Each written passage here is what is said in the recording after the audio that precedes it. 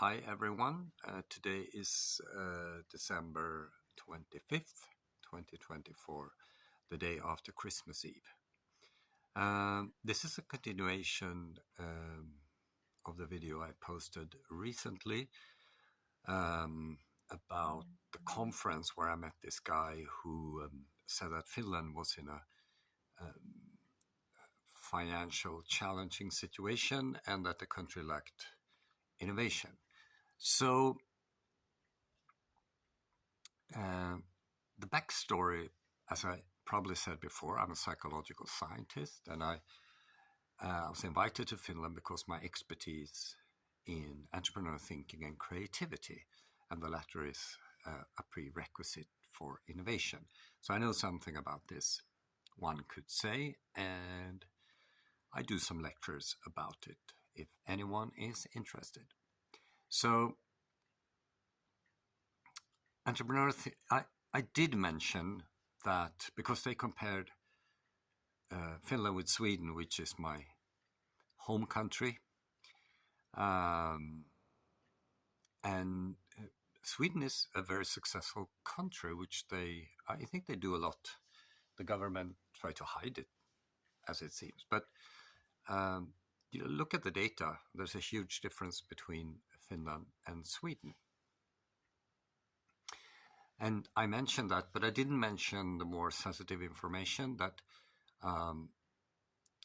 the Finnish culture is marked by tribalism.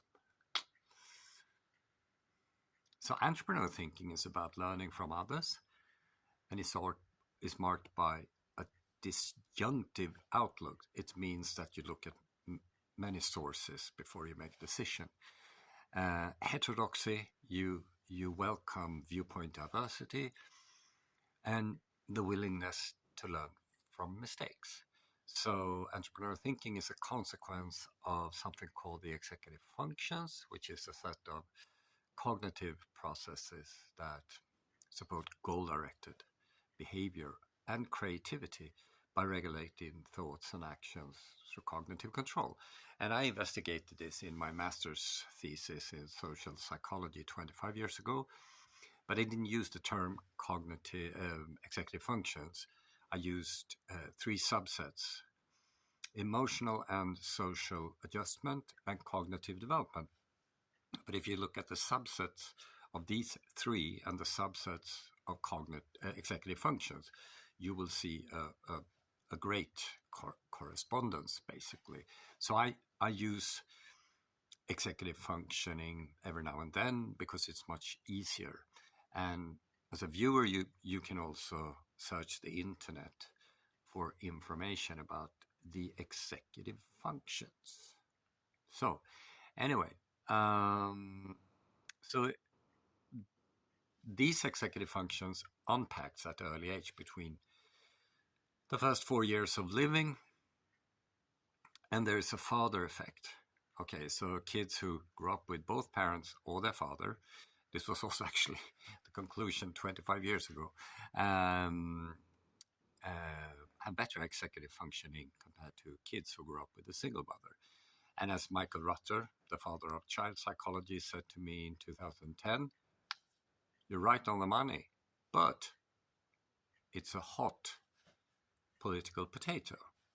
And I mean, you understand why. So tribalism, on the other hand, is marked by one-sided outlooks. It's the kitchen table outlook, the my side bias or my way or the highway attitude, dogma, moral shaming, and unwillingness to admit being wrong. So a current study tested, this was marketed, or whatever you say. So the scientific journal Science published a popular science article about this study.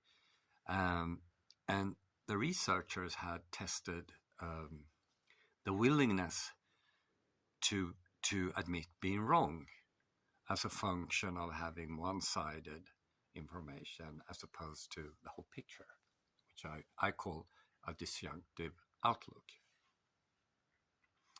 So the result of the study revealed that those who were handed one-sided information were more confident in their decision making or just decision, and more reluctant to admit they were wrong compared to those who received all the information. So it seems that when you get all the information, it sort of triggers disjunctive reasoning, which I have mentioned before. Now, why is there a difference between Sweden and Finland? We have the same biology, but entrepreneurial thinking, for some reason, emerged in a place called Tiondaland, which is now Uppsala. Now, Tiondaland merged together with 3 other folklands into the county Uppland 1290 AD. So nobody really knows about this place unless you're a historian or an anthropologist or similar. And for some reason, which I covered earlier, this spread to Satakunda, which lies, if you extend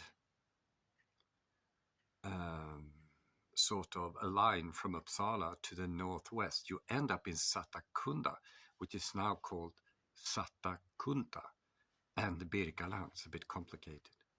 This is also called the Germanic North. So around the Baltic Sea, the Baltic Gulf of Bothnia, this entrepreneurial thinking just flourished, and that meant shipbuilding and trading and stuff like that. And eventually, as Finland and Sweden merged into the Kingdom of Sweden, I mean, history books reveal that this area of the world had a great development. But when Russia invaded Finland, or the eastern part of the Swedish kingdom, that triggered a stagnation. So again, there's issues in the home environment in Finland because of women's relational aggressiveness. So 40% of the school kids are affected, and nobody really wants to talk about that. The research at the University of Helsingfors has, according to the biggest tabloid, collapsed. And nobody wants to talk about that either. And Finland has most cases of Alzheimer's per capita in the world.